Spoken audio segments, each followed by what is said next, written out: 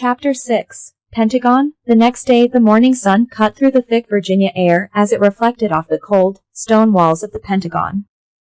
Across the Potomac, Washington, D.C.'s bustle carried on as usual, but inside the fortress-like structure, something darker was brewing.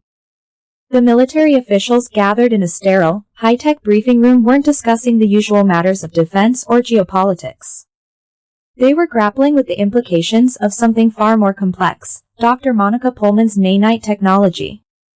The room was a flurry of activity, with staff members shuffling papers, typing furiously at terminals, and monitoring various global feeds on the array of screens surrounding them. The quiet hum of servers and electronics filled the air, along with an underlying tension that seemed to stick to the walls. There were too many unknowns. Too many things that could go wrong. At the head of the long conference table stood General Goodwyn Williams, a towering figure both in stature and presence. His uniform was pristine, his face carved with years of hard decisions. His piercing gaze swept across the room, taking in his subordinates, seasoned officers who had seen their fair share of war, espionage, and geopolitical turmoil. Yet even they felt the weight of the uncertain future that hung over them. Ladies and gentlemen of the National Command Directorate, General Williams began, his voice deep and commanding, cutting through the low murmur of the room. We are embarking on unproven technology. There was a brief pause as he let the gravity of his words settle in. With all due respect to Dr. Pullman and the members of her team, he continued, his eyes narrowing, it is the duty of this directorate to ensure the security of the nation. The room fell completely silent, the soft clicks of keyboards and low whispers dying as everyone turned their full attention to the general. Williams stood tall, his expression betraying nothing, though inside he was wrestling with the same doubts his subordinates likely were. Dr. Pullman's nanite technology, designed to revolutionize medicine, also had the potential to become a weapon of unspeakable destruction. The stakes were unimaginably high. From the far side of the room, Major Quentin Nedic III leaned forward, his brows furrowed in thought. Sir, he began, his voice tinged with uncertainty, has Dr. Pullman and her team succeeded in their trials, and are they ready to move on to advance human subjects? All eyes shifted back to General Williams, waiting for his response. It was a question that had been on everyone's mind for weeks. The potential power of nanite technology, self-replicating machines capable of healing or killing on a microscopic level, was enough to unsettle even the most seasoned military minds. The general's lips tightened into a faint, pleased smile. To answer your question, Major, he said, his tone measured, Dr. Pullman and her team have indeed taken the project to the next level. A ripple of movement coursed through the room as staff members took notes, nodding to themselves or exchanging glances with one another. It was clear, the project had reached a critical juncture. The implications of that were staggering. Nedic didn't seem satisfied with the vague answer. He sat straighter in his chair, his hands resting firmly on the table. Sir, he pressed, his voice now tinged with concern, what is the completion rate of the next phase?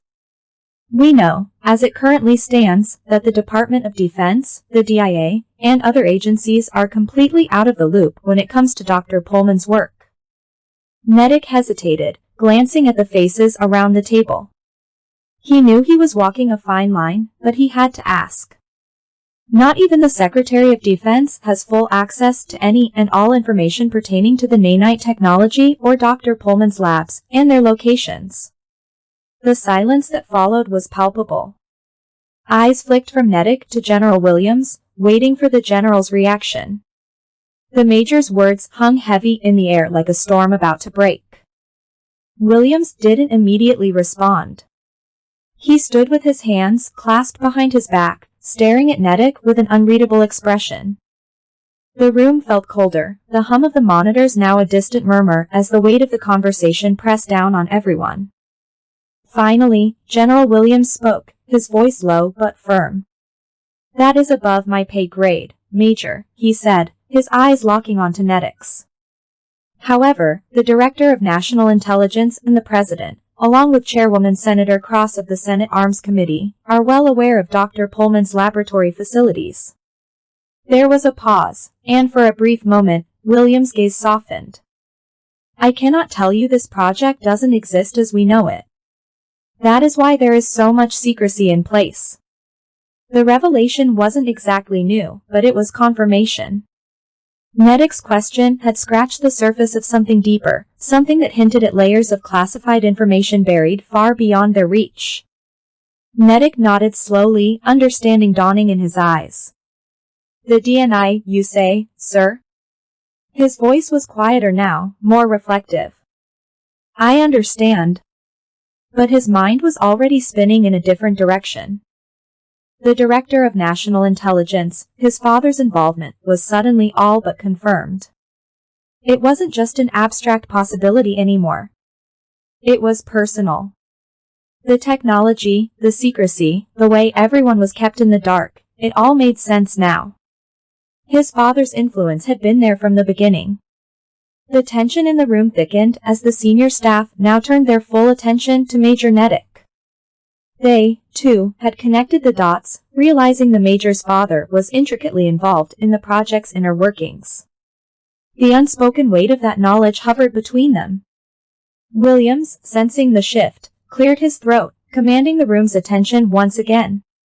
This technology, ladies and gentlemen, presents us with unprecedented risks and opportunities. As the military, it is our job to ensure that those risks are mitigated and that our country remains protected. We cannot afford to let this fall into the wrong hands, whether foreign or domestic. The general's voice became harder, more resolute. There will be no room for mistakes. Dr. Pullman's team is making progress, but it is our job to ensure that progress remains under our control. He gestured toward the screens lining the walls, each one displaying various feeds, some showing international labs, others monitoring security breaches and espionage threats. The world outside the Pentagon wasn't standing still, and neither could they. Nedic swallowed hard, his mind still reeling from the implications of his father's involvement. He had known the project was significant, but this was something else entirely. His father's shadow loomed large over everything now, and Nedic knew he was walking on dangerous ground. The general's voice broke through Nedic's thoughts once more. Stay vigilant, Williams commanded, his voice echoing through the room. The world is watching, and so are we.